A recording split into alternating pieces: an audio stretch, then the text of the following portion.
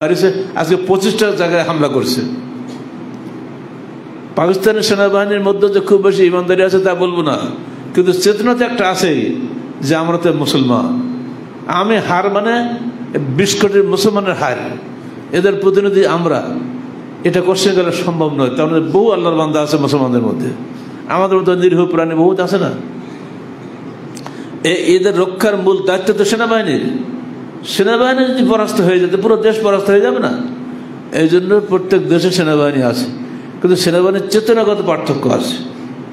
খেলাফত ব্যবস্থা এবং অন্যান্য শাসন ব্যবস্থার চেতনাগত পার্থক্য মূলত এই চেতনা সব জায়গায় থাকে না। মুসলমানদের চেতনার মধ্যে আখেরাত আছে, অন্যদের চেতনায় আখেরাত নাই, দুনিয়া আছে। আখেরাতের চেতনা দুনিয়ার চেতনা কখনো এক হতে পারে না।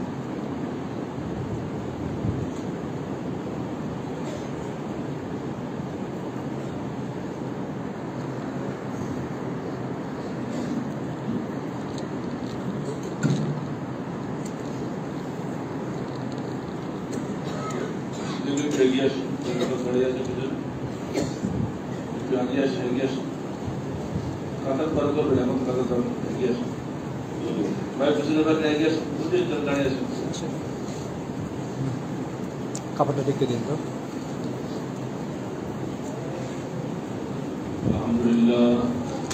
আলহামদুলিল্লাহ রাব্বিল আলামিন আর রহমানির রহিম মালিকি ইয়াউমিদ্দিন ইয়া আইয়ুহাল্লাযীনা আমানু তাকুল্লাহ হাক্কা তুকাতিহি ওয়া লা তামুতুন্না ইল্লা ওয়া আনতুম মুসলিমুন। يا أيها الناس اتقوا ربكم الذي خلقكم من نفس واحدة وخلق منها زوجها وبث منهما رجالا كثيرا ونساء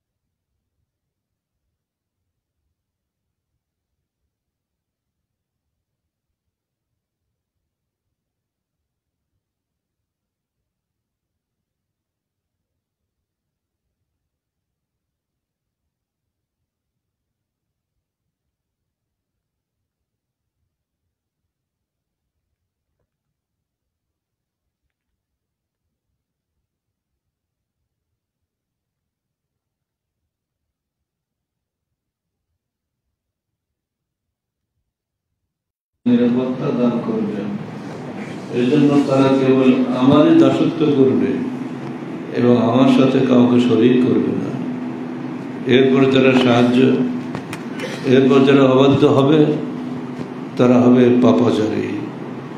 তোমরা সালাত কায়েম করো ও যাকাত আদায় করো এবং আমার রাসূলের আনুগত্য করো, যাতে তোমরা অনুগ্রহ প্রাপ্ত হতে পারো। সূরা নূর 55 এবং 56 আয়াত।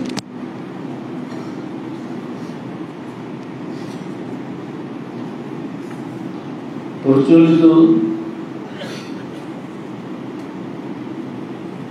শাসন ব্যবস্থা, অর্থাৎ বাকি মুসলমানদের ছাড়াও আরো তো দুনিয়াতে বসবাস করছেন মানব জাতি, তাদের যে শাসন ব্যবস্থা চলছে, আমেরিকা, রাশিয়া ইত্যাদি ইউরোপিয়ান কান্ট্রি, এদের তো একটা শাসন ব্যবস্থা আছে, প্রত্যেকেরই আছে।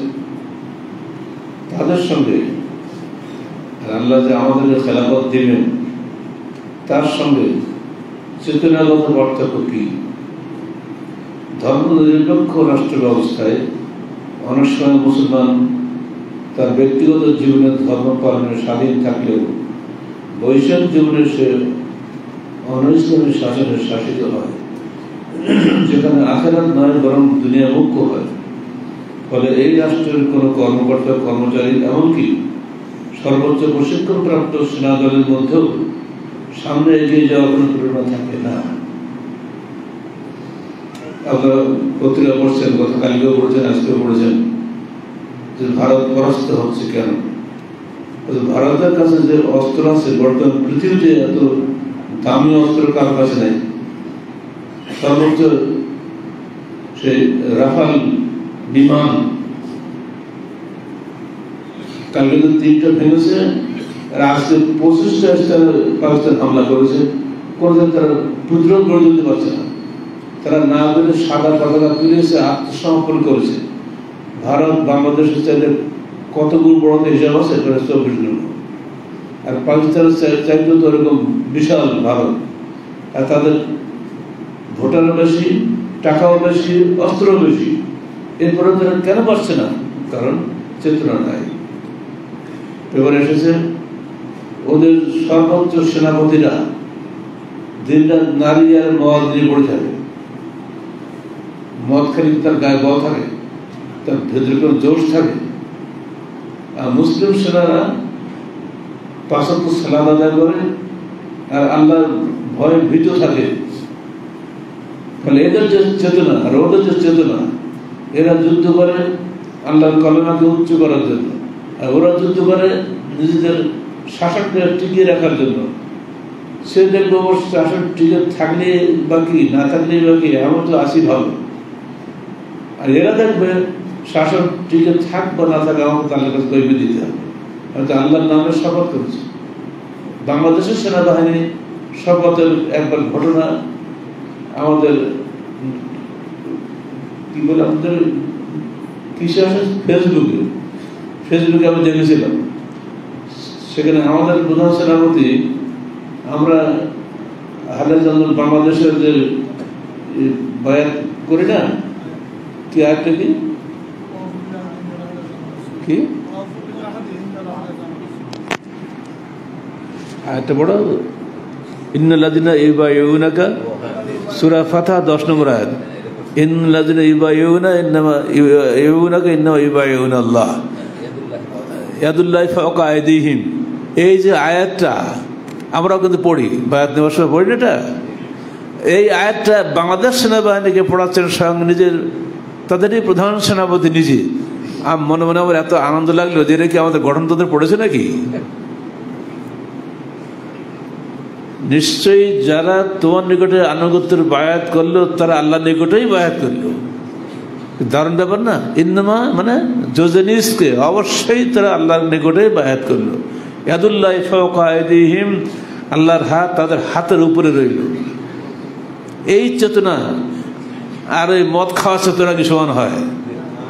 যে জন্য ভারতের সবচেয়ে উন্নত মানের অস্ত্র থাকা সত্ত্বেও তারা আজকে চূড়ান্তভাবে পরাস্ত।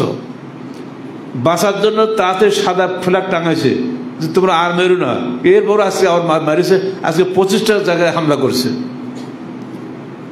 পাকিস্তানের সেনাবাহিনীর মধ্যে যে খুব বেশি ইমানদারি আছে তা বলবো না, কিন্তু চেতনা তো একটা আছেই যে আমরা তো মুসলমান। আমি হার মানে 20 কোটি মুসলমানের হার, এদের প্রতিনিধি আমরা, এটা কোশ্চেন গেলে সম্ভব নয়। তার মধ্যে বহু আল্লাহর বান্দা আছে মুসলমানদের মধ্যে, আমাদের মধ্যে নিরীহ প্রাণী বহুত আছে না। এদের রক্ষার মূল দায়িত্ব তো সেনাবাহিনীর। সেনাবাহিনী যদি পরাস্ত হয়ে যেতে পুরো দেশ পরাস্ত হয়ে যাবে না। এই জন্য প্রত্যেক দেশে সেনাবাহিনী আছে, কিন্তু সেনাবাহিনীর চেতনাগত পার্থক্য আছে। খেলাফত ব্যবস্থা এবং অন্যান্য শাসন ব্যবস্থার চেতনাগত পার্থক্য মূলত এই চেতনা সব জায়গায় থাকে না। মুসলমানদের চেতনার মধ্যে আখেরাত আছে, অন্যদের চেতনায় আখেরাত নাই, দুনিয়া আছে। আখেরাতের চেতনা দুনিয়ার চেতনা কখন এক হতে পারে না। পৃথিবীতে সর্বদা দুটি চেতনায় সংঘাত চলছে। এক, মানুষ তার নিজের খেয়াল খুশি মতো চলবে, 2, মানুষ তার সৃষ্টিকর্তা আল্লাহর বিধান মতো চলবে। এক কথায় মানুষ নিজের নফসের দাসত্ব করবে না আল্লাহর দাসত্ব করবে, এই চেতনাই তার মধ্যে কাজ করে। নফসের দাসত্বকে অন্য অর্থে বলা যায় শয়তানের দাসত্ব। কেননা জান্নাত থেকে বিতাড়িত ইবলিস সর্বদা মানুষকে জান্নাতি কাজে বাধা দেয়। সে মানুষকে নিজের দাসত্বে আবদ্ধ করে রাখতে চায়। প্রকৃত মুমিন যারা, তারা শয়তানের দাসত্ব ছিন্ন করে সর্বদা আল্লাহর দাসত্বে সুখী জীবন যাপন করে। নবীগণ সর্বদা মানুষকে আল্লাহর দাসত্বের পথে আহ্বান করেছেন।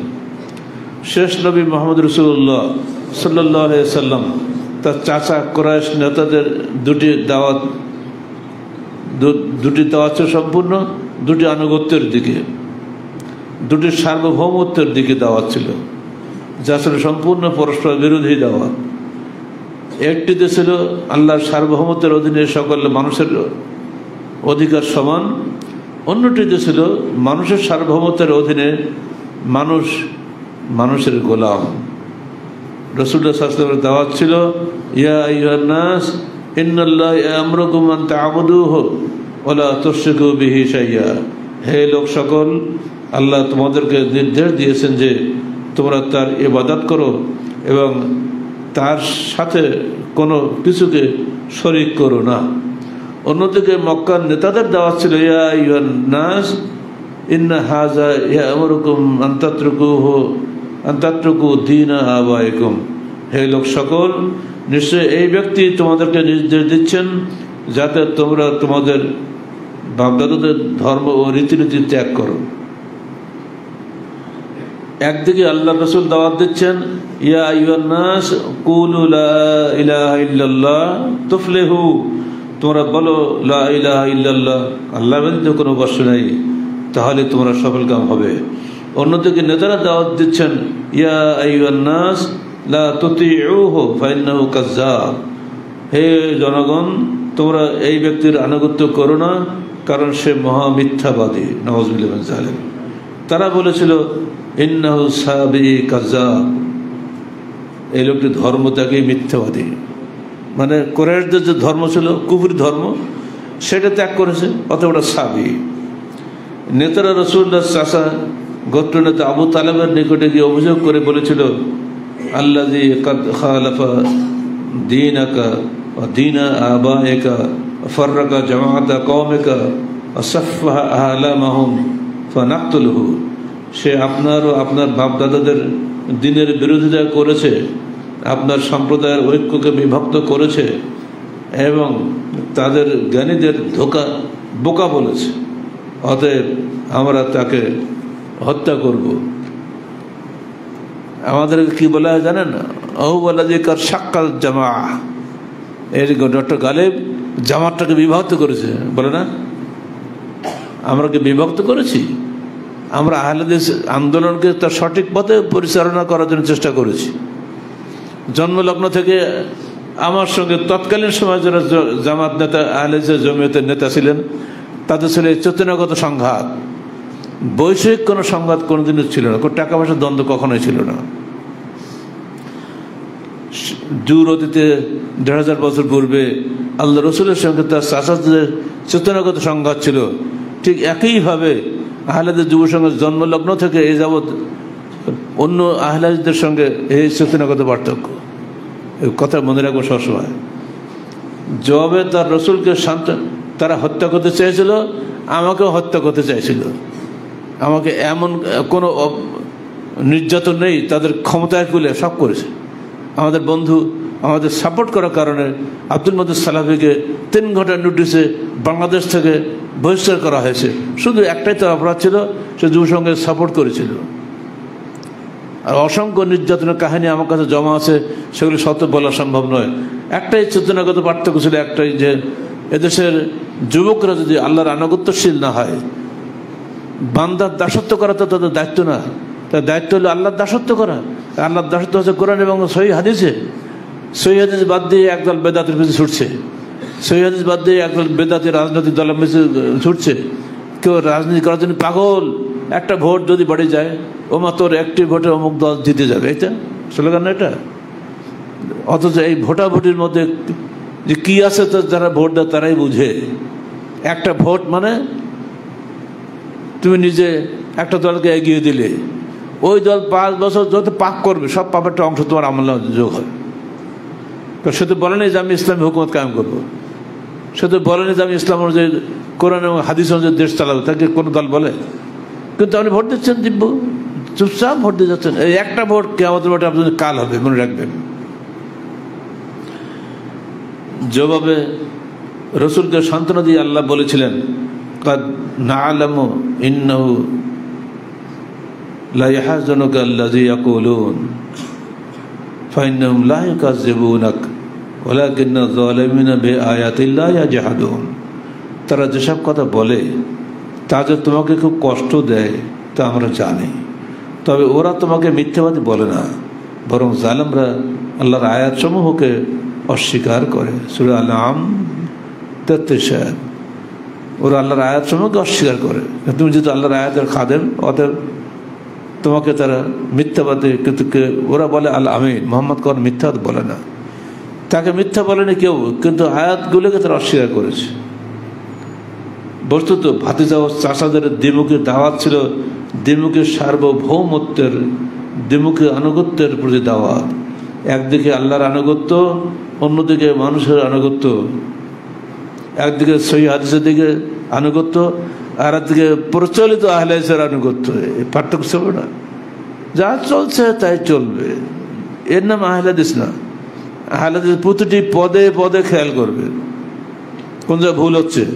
প্রসঙ্গ করবে আপনাদের বলে দিই, আপনার অনেকে গেঞ্জি গাতে মসজিদে আসেন, গেঞ্জিওয়ালা খুব বেশি, মাথার টুপি নেই, যেন মনে হয় ফুটবল খেলার ময়দান থেকে উঠে এসে মসজিদে ঢুকলাম। ওঠার সময় দেখলাম একজন গেঞ্জির পিছনে মন্তাসা তজি মন্তাসা ও তজুল্লে মন্তাসা বিয়াদুল খায়র হাসানা করে না। আপনি কোরআনে আয়াত লিখেছেন, অনেকে ইংরেজি লেখা থাকে। কালকে সন্ধ্যার দিকে ওই মসজিদে দেখলাম বড় করে 30 লেখা, এত বড় 30, পুরো গেঞ্জির 3 ভাগ 2 ভাগ ভরে গেছে 30-এ খালি। আর প্রায় ওই ইংরেজি, ইটালি, কী সব ভাষা যে আমরা নিজেরাও বুঝি না। এইসব লেখা গেঞ্জি আপনারা কিনছেন আর গায়ে দিয়ে আসতেছেন মসজিদে। আপনি বুঝতেছেন না যে আপনার পিছনে যে মুসল্লিটা আপনার ওই গেঞ্জি লেখা পড়তেছে, তার সালাত বাতিল হয়ে যাচ্ছে, কারণ তার নজরটা চলে যাচ্ছে ওদিকে, পরে তার মনোযোগ বিচ্ছিন্ন হয়ে যাচ্ছে না। সাবধান, এই গেঞ্জি পরে কেউ মসজিদে আসবে না। এই গেঞ্জি আপনার বাজার থেকে কিনবেনই না। টোটালি গেঞ্জি হবে সাদা, জামাটাও হবে সাদা, কোনো সমস্যা নেই। আজ গেঞ্জি কিনবেন হাতাওয়ালা, স্যান্ডো গেঞ্জি বাদ দিবেন। আপনাদের মনের মধ্যে একটা ব্যায়াম ঢুকছে যে গরমকালে স্যান্ডো গেঞ্জি না হলে গরম লাগে, তা বলে জামাটা খুলে ফেলে খালি গায়ে সালাত পড়তে হয়ে যায়। এতই যখন গরম লাগে, তা আপনার বোর কত গরম লাগে। সে বেচারি ব্লাউজ পরে, তারপর আবার শাড়ি পরে, তারপর তো তার গায়ে কতটা কাপড় চোপড় থাকে, রান্নাঘরের মধ্যে আগুনের মধ্যে থাকে, সব মধ্যে ভিজে শেষ হয়ে যায়। সে তো আহু করে না, তো সে তো বললাম আমি একটা স্যান্ডো গেঞ্জি গায়ে বসে থাকি ঘরের মধ্যে। এত বিলাসিতা কেন? সবর করতে হবে, আপনাকে ধৈর্য ধারণ করতে হবে। এইসব গেঞ্জি পরে কখনো মসজিদে আসবেন না। আর একটা চূড়ান্ত বেহায়াপনা আমি দেখি, দাড়ি পেকে গেছে, বুড়া হয়ে গেছে, ডাঁট কত গেঞ্জি গাছে মসজিদে আসবে। যত বুড়া তত ডাঁট বেশি, মানে ওর পয়সা বেশি, পয়সার গরমে চলতেছে। এত গরম দেখাবেন না, আপনার সে আল্লাহর পয়সা অনেক বেশি। ভদ্র পোশাক পরবেন, ভদ্রভাবে চলবেন, ভদ্রভাবে আল্লাহর সামনে মাথা অবনত করে দিবেন। মনে রাখবেন, এর মধ্যে দর্শনের সংঘাত আছে। আপনার দর্শন থাকবে আল্লাহর প্রতি আনুগত্য। আপনি মসজিদে ঢুকেছেন আল্লাহর কাছে আনুগত্য করার জন্য, আল্লাহর আনুগত্য শিখার জন্য। আপনি সালাত আদায় করবেন, মাথা নত করবেন আল্লাহর কাছে। এখানে এত অবাধ্যতা কেন? দূর অতীতে ভাতিজা মোহাম্মদ এবং চাচা আবুল আহাব, এদের দ্বিমুখী দাওয়াত ছিল, দ্বিমুখী সার্বভৌমত্বের দিকে, দ্বিমুখী আনুগত্যের দিকে। একদিকে আল্লাহর আনুগত্য, অন্যদিকে মানুষের আনুগত্য, যা ছিল পদে পদে সাংঘর্ষিক। কেমন পর্যন্ত সত্য মিথ্যার দ্বন্দ্ব চলবে। জান্নাত পিয়াসী মানুষ সর্বদা সর্বক্ষেত্রে আল্লাহর দাসত্ব করবে ও পরকালে জান্নাত লাভে ধন্য হবে। আর প্রকৃত প্রস্তাবে তারাই হলো ইহকালে পরকালে সফল কাম। বর্তমান যুগে মুসলমানদের মধ্যে কুরাইশদের ন্যায় তৌহিদের দাবি আছে, যাকে তৌহিদের রুবুবিয়াত বলা হয়, অর্থাৎ রব বা সৃষ্টিকর্তা ও পালনকর্তা হিসাবে আল্লাহকে স্বীকার করা। পক্ষান্তরে রাসূল সাল্লাল্লাহু আলাইহি ওয়াসাল্লামের দাওয়াত ছিল জীবনের সর্বক্ষেত্রে আল্লাহর আনুগত্য করা, যাকে তৌহিদে ইবাদত বা উলুহিয়াত বলা হয়। ইকামতের দিন তথা তৌহিদ প্রতিষ্ঠার মর্মার্থ এটাই। প্রত্যেক নবীকে আল্লাহ উক্ত নির্দেশ দিয়ে প্রেরণ করেছেন। শেষ নবী মুহাম্মদ সাল্লাল্লাহু আলাইহি ওয়াসাল্লাম মানুষকে একই দাওয়াত দিয়েছেন। অতএব তার উম্মত হিসেবে আমাদের কর্তব্য জীবনের সর্বক্ষেত্রে আল্লাহ দাসত্ব করা, তার হালাল হারামের বিধিবিধান সমূহ মেনে চলা এবং তার রসুলের দেখানো সিরাতে মুস্তাকিমের উপরে দৃঢ় থাকা। নইলে আমরা ইহকাল ও পরকাল দুটিই হারাবো। আল্লাহ আমাদের রক্ষা করুন, আমিন। বর্তমান পৃথিবীতে মূলত তিনটা তন্ত্র দেখা যায়। একটা রাজতন্ত্র, একটা গণতন্ত্র, একটা খেলাফত। খেলাফত কিন্তু নাম কস্তে না, আসলে খেলাফত কোথাও নাই। যদিও সৌদি আরবে তাদের গণতন্ত্রে, তাদের সংবিধানে লেখা আছে কথাগুলো, কিন্তু সেখানেও রাজতন্ত্র চলে গেছে, পুরোপুরি খেলাফত সেখানে নাই। আমি নাম্বারিং করে করে বলছি কি কি পার্থক্য। রাজতন্ত্র ও গণতন্ত্র দুটি মানব রচিত মতবাদ। পক্ষান্তরে খেলাফত আল্লাহ প্রেরিত ইসলামী শাসন ব্যবস্থার নাম। 2, রাজতন্ত্রে ও গণতন্ত্রে মানুষের হাতেই থাকে সার্বভৌম ক্ষমতা। পক্ষান্তরে খেলাফতে আল্লাহর সার্বভৌমত্ব, ক্ষমতার মালিক, বান্দা মালিকের প্রতিনিধি মাত্র। খলিফা হারুন রশিদ, তার সামনে আবু হুরায়রা রাদিয়াল্লাহু আনহুর পক্ষে জনৈক আলেম বক্তব্য রাখলেন। তাতে হারুন রশিদ খুব ক্ষিপ্ত হলেন। আপনারা জানেন, হারুন রশিদের প্রধান রাজস্ব কর্মকর্তা ছিলেন আবু ইউসুফ, হানাফি মাযহাবের সবচেয়ে বড় পণ্ডিত। ইনি যে ফতোয়া দেন, খলিফা হারুন তাই মেনে চলে। আর সেই ফতোয়ার মধ্যে অনেক হাদিস বিরোধী ফতোয়া থাকতো, যেগুলো মুখে বলতে লজ্জাবোধ হয়। এমনকি জেনা ব্যভিচারীর মতন জিনিসকে হালাল করে দেওয়ার মতন ফতোয়া ছিল। আর খলিফারা তো এগুলি চায়, একটা বউ থাকলে আর 10টা বউ যদি পাওয়া যায় ফতোয়ার মাধ্যমে, তো হালাল হয়ে গেল। বর্তমানে একটা বই আমাদের কাছে এসেছে, নিউজিল্যান্ডে হালাল পতিতালয়। বলেন নাউজুবিল্লাহ, পতিতালয়কে হালাল হয় নাকি? বইটার নামই হলো হালাল পতিতালয়। আমি স্তম্ভিত হয়ে গেছি যে শোকরা লিখছে, তার সবই সেখানে আছে। এবার সেখানকার আলেমরা ফতোয়া দিয়েছে, কিছু টাকা দিলেই একটা গায়ের মাহরাম মহিলা তোমার জন্য হালাল হয়ে যাবে। বলুন তো এই মজহাবটা কাদের? শিয়াদের না? সেখানে নেকায়ে মুতা জায়েজ, কিছু মালমাত্তা দিলেই একটা মহিলা জায়েজ। এটা আল্লাহ রসুল বিদায় হজের দিন কিয়ামত পর্যন্ত হারাম করে গিয়েছেন। আর সেই হারামটাকে শিয়ারা মানে না, তারা বলে এটা এখনো পর্যন্ত চালু আছে। এই ফতোয়াটাকে দুনিয়াবী স্বার্থে একদল লোক মেনে নিচ্ছে, নিয়ে নিউজিল্যান্ডে হালাল পতিতালা খুলে অ্যাডভার্টাইজ করছে। এখন নেটের যুগ তো, পৃথিবীর যে কোনায় যেটা হবে সারা বিশ্বের লোক তো জানিয়ে ফেলে দেবে।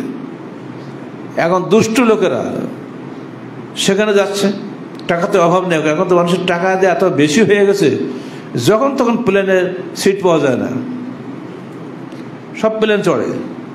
আগে তো প্লেন ফাঁকা থাকত, কিন্তু ঢাকা যদি প্লেনে 9,000 টাকা ভাড়া, অথচ বাসে গেলে অর্ধেক টাকাও না। কিন্তু না, টাকা কত বেশি হয়ে গেছে মানুষের পকেটে এখন। অতএব এই পতিতালয় যদি হালাল পাওয়া যায় তাহলে মানুষ ঘরে বসে থাকবে? বহু জায়গা থাক, আমি আরেকটা জায়গায় ঘুরে আসি।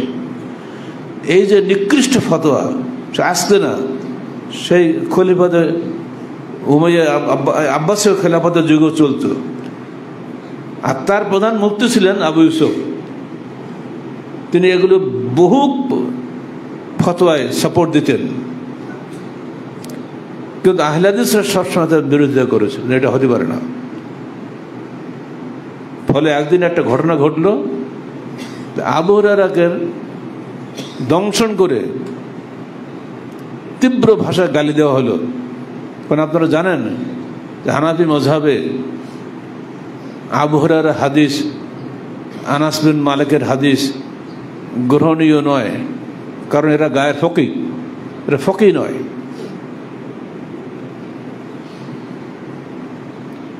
আবু হুরায়রা হচ্ছেন আল্লাহ রাসূলের শ্রেষ্ঠ সাহাবী, যিনি সবচেয়ে বেশি হাদিসজ্ঞ ছিলেন। এটা তো আপনারা সবাই জানেন, তাই না? অত তিনি গায়ের ফকিহ হওয়ার অপরাধে তার হাদিস গ্রহণীয় নয় যদি বলা হয়, তাহলে হাদিস থাকে? হাদিস শাস্ত্রে বাতিল হয়ে যায় না? তৎকালীন সময়ের একজন হকপন্থী আলেম এটা প্রতিবাদ করলেন, এটা মিথ্যা, হতেই পারে না। তখন খলিফা হুকুম পাঠালেন, যাও ওকে ধরে নিয়ে আসো বাড়ি থেকে। তো খলিফা দূত তার বাড়িতে গিয়েছে, গিয়ে বলছে, আপনি কাপড় পরে প্রস্তুত হয়ে আসেন, রক্তাক্ত বিছানা আপনার জন্য প্রস্তুত হয়ে আছে। কেন? আপনি খলিফার মনোভাবের বিপরীত কথা বলেছেন। কি বলেছি? এই যে আপনি আবু হুরায়রার পক্ষে কথা বললেন। ও আচ্ছা, তা ঠিক আছে, কিছু করার তো নেই। জাল্লাদ ধরে নিয়ে গেল। এবার তো খলিফার সামনে হাজির করা হলো। খলিফা তাকে খুব গরম নজরে বললেন, আপনি এত বেয়াদবি কেন করলেন? সঙ্গে সঙ্গে ওই আলেম বলে দিলেন, আমি আল্লাহ রসুলের একজন সাহাবীর মর্যাদা রক্ষা করার জন্য কথা বলেছি। হে আল্লাহ, যদি তুমি তোমার প্রিয় সাহাবীর, প্রিয় নবীর প্রিয় সাহাবীর পক্ষে কথা বলার জন্য আমার আজকে মৃত্যুদণ্ড হয়, তুমি আমাকে হেফাজত করো। আল্লাহ এমন হেফাজত করলেন, ও খলিফার মুখ দিয়ে বেরিয়ে গেল, আল্লাহ হাফেজুকা ও হাফেজুনি, আল্লাহ তোমাকে হেফাজত করেছেন, আমাকেও হেফাজত করেছেন। আমি যেটা বুঝতে পারিনি, আল্লাহ নবীর সাহাবীদের যে গালি দেওয়া যাবে না, আল্লাহ নবীর সাহাবীদেরকে সম্মান রাখতে হবে, হাদিসে তো আমার জানা ছিল না। আল্লাহ তোমাকেও বাঁচাবে, আমাকেও বাঁচিয়ে দিল। উনি নিষ্কৃতি পেয়ে গেলেন। বললেন ওকে 10,000 দিরহাম, তাকে স্বর্ণমুদ্রা 10,000 দিনার পুরস্কার তাকে দিয়ে বিদায় করে দিলেন। নিয়ে এসেছিল হত্যা করার জন্য, চলে গেল পুরস্কৃত হয়ে। কারণ তিনি বলেছিলেন, হে আল্লাহ, তোমার প্রিয় নবীর প্রিয় সাহাবীর পক্ষে আমি কথা বলেছি, এতে যদি আমার মৃত্যু হয়ে যায় আমার তাতে কোনো আপত্তি নাই, তুমি আমাকে হেফাজত করো। আল্লাহ এমন হেফাজত করলেন, খলিফার মন ঘুরে গেল। ঠিকই তো কথা, সে তো সাহাবী, হোক আমার বিপরীত হোক কথা, কথা তো সাহাবীর কথা, কথা সহি হাদিসের কথা। আজকেও বাংলা জমিনে সহি হাদিসের উপরে আমল করতে গিয়ে যদি আপনাদের জীবন চলে যায়, খবরদার পিছপা হবেন না ইনশাআল্লাহ। আহলে হাদিস আন্দোলন বাংলাদেশ, বাংলার জমিনে একটা জীবন্ত চ্যালেঞ্জের মতো। প্রত্যেকটা ব্যক্তি, প্রত্যেকটা যুব সংঘের কর্মী, প্রত্যেকটা আন্দোলনের কর্মী পবিত্র কোরআন ও সহিহ আলোকে জীবন গড়ার দাওয়াত দেয়। তারা সব জায়গায় ঘরে ঘরে গ্রামে গঞ্জে দাওয়াত দিচ্ছে, সকল বিধান বাতিল করো, ওহির বিধান কায়েম করো।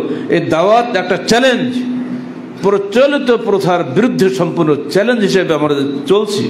গণতন্ত্র পুরো শিরকি তন্ত্র, ইসলাম পুরো, খেলাফত পুরোপুরি আল্লাহর ওহির তন্ত্র। খেলাফত আর গণতন্ত্র কোনো একসঙ্গে মিশতে পারে না।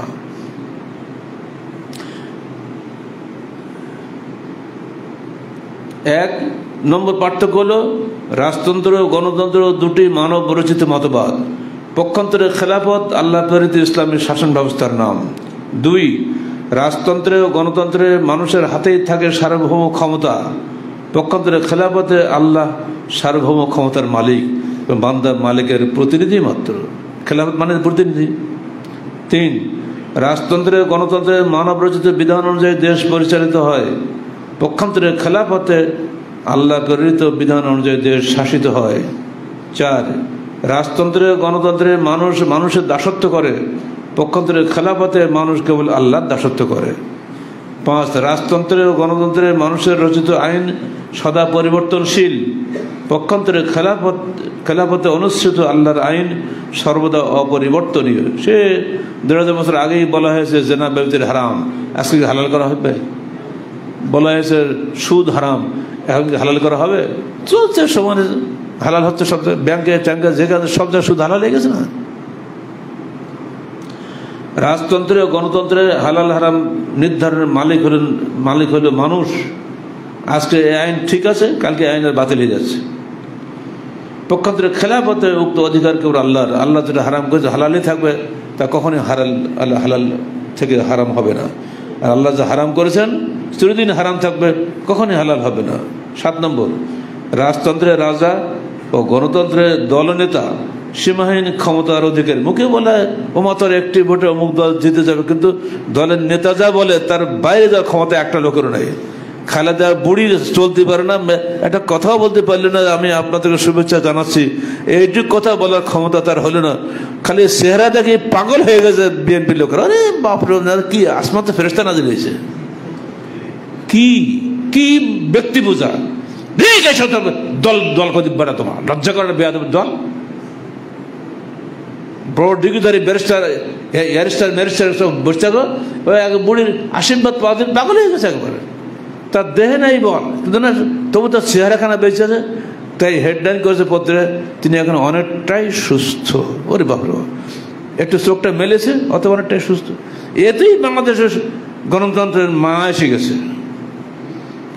সেদিন আমাদের সাঁকোপাড়া আছে, আমাদের রাজশাহী নদীর ধারে, দেখি একদল বিএনপির মিছিল হচ্ছে, মিটিং হচ্ছে, সে বলছে কান্নাকাটি করছে, আমাদের গণতন্ত্রের মা অসুস্থ, আপনারা দোয়া করবেন। বেটা বদ হুঁশ আছে তো, তোর নিজেরই মা নেই তো, বাবার খবর নেই, ও গণতন্ত্রের মার জন্য কেন্দ্রে বেড়াচ্ছে। ইসলামে এসবের ব্যক্তি পূজার কোনো স্থান নেই। আল্লাহর অবাধ্যতায় সৃষ্টির প্রতি কোনো আনুগত্য নাই। ওই গণতন্ত্রের আল্লাহর অবাধ্যতা করে, তারা আজকে একটা আইন করে, কাল একটা আইন ভাঙে। আইন পরিবর্তনশীল হচ্ছেই, এদের আইন মানতে আমরা বাধ্য নই। তো সে যে লীগ হোক আর যে দল হোক, সবাই ব্যক্তিগত আইনে দেশ চালায়, ব্যক্তিগত আইন মানতে মুসলমান বাধ্য নয়। 8, রাজতন্ত্রের রাজার নাবালক এমনকি অযোগ্য পুত্র কন্যা রাজা হতে পারেন।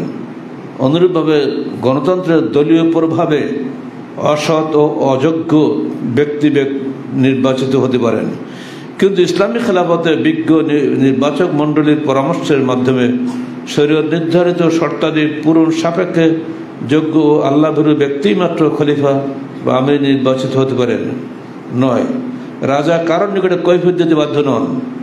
অন্যদিকে দলীয় প্রধানমন্ত্রী জাতীয় সংসদে জবাবদিহিতার নামে নিজ দলের এমপি মন্ত্রীদের হাততালি কুড়ান মাত্র এবং বিরোধী দলের বাক্যবাণে জর্জরিত হন, অথচ খলিফা বা আমির আল্লাহ ভীরু শুরা সদস্যদের নিকটে পরামর্শ আহ্বান করেন এবং তারাও ইসলামী আদব রক্ষা করে আল্লাহর সন্তুষ্টির উদ্দেশ্যে তাকে যথাযথ পরামর্শ দিয়ে থাকেন। পরামর্শ সভায় ভিন্ন মত আসলেও আমির সামগ্রিক বিবেচনায় কল্যাণকর কোনো সিদ্ধান্ত নিলে সবাই তা শ্রদ্ধার সাথে মেনে নেন। চূড়ান্ত সিদ্ধান্তের পর সেখানে নোট অফ ডিসেন্ট দেওয়ার বা তা নিয়ে পরবর্তীতে কোনো গ্রুপিং সৃষ্টির অবকাশ নেই। শুরা সিদ্ধান্ত সকলের সিদ্ধান্ত হিসাবেই বিবেচিত হয়, কোনরূপ যদি কিন্তু সুযোগ সেখানে থাকে না, যেমনটি মুনাফিকরা ওহদ যুদ্ধের সময় ও পরবর্তীকালে করেছিল। এই বিষয়টি আপনারা পাবেন সূরা আলে ইমরান 156 আয়াতে। সূরা সিদ্ধান্ত থাকলে সকলের সিদ্ধান্ত হিসেবে বিবেচিত হবে, সেখানে কোনো টু শব্দ করে ক্ষমতা কারো থাকে না। সিদ্ধান্তের পর সকলে মিলে আল্লাহর উপরে ভরসা করেন ও তা বাস্তবায়নের সাধ্যমতো চেষ্টা করেন। বাজ আজমতা ফাতাওয়াক্কাল আলাল্লাহ।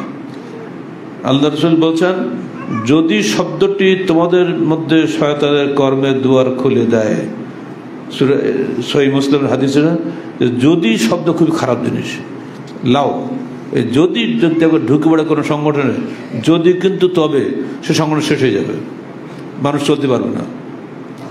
10 রাজতন্ত্রে ও গণতন্ত্রে ব্যক্তির ইচ্ছা ও বা দলীয় সিদ্ধান্ত প্রধান বিবেচ্য বিষয়, পক্ষান্তরে খেলাফতে আল্লাহর বিধানই প্রধান বিবেচ্য হয়ে থাকে।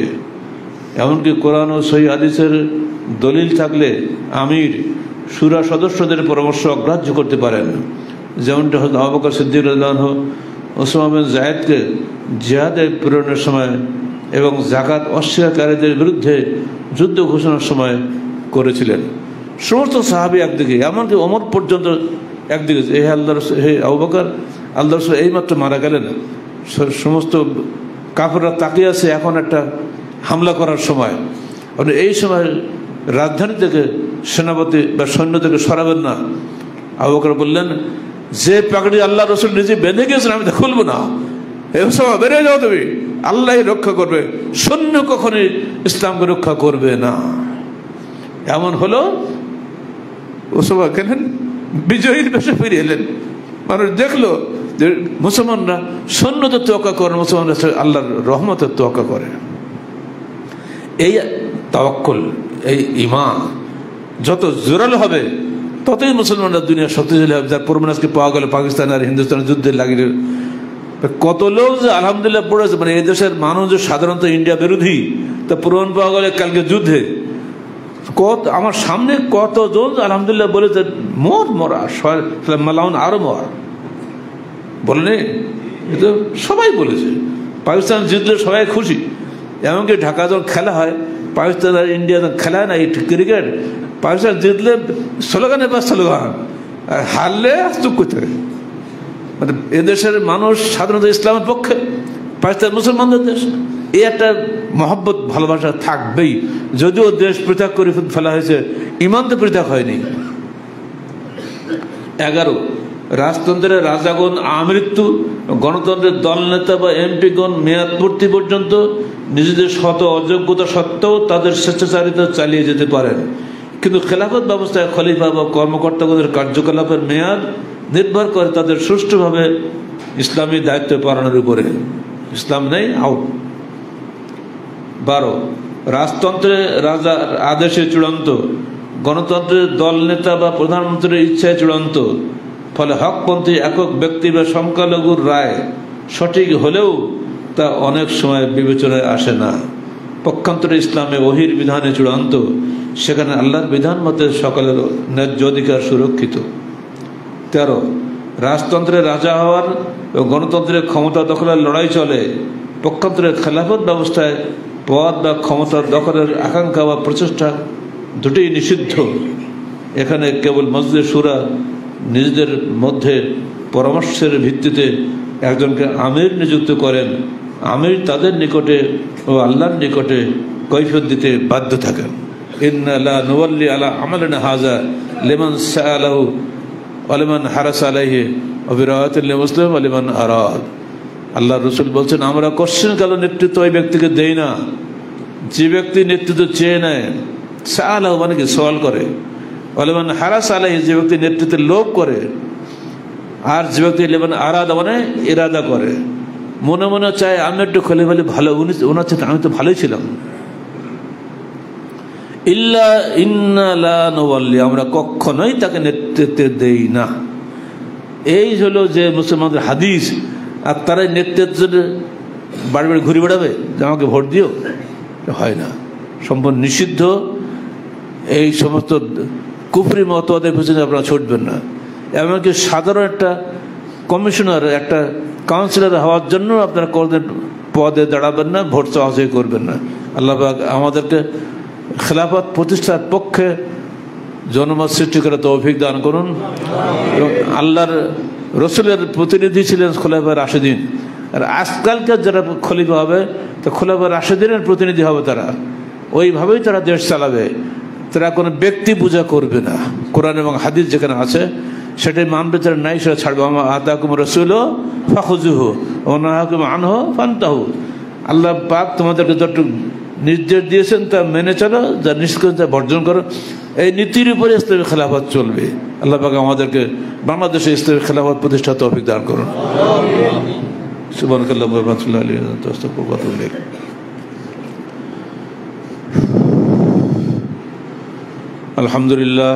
আলহামদুলিল্লাহ নাহমাদুহু ওয়া নাস্তাঈনুহু ওয়া নাস্তাগফিরুহু ওয়া নু'মিনু বিহি ওয়া নাতাওয়াক্কালু আলাইহি ওয়া নাউযু বিল্লাহি মিন শুরুরি আনফুসিনা ওয়া মিন সাইয়্যাতি আ'মালিনা।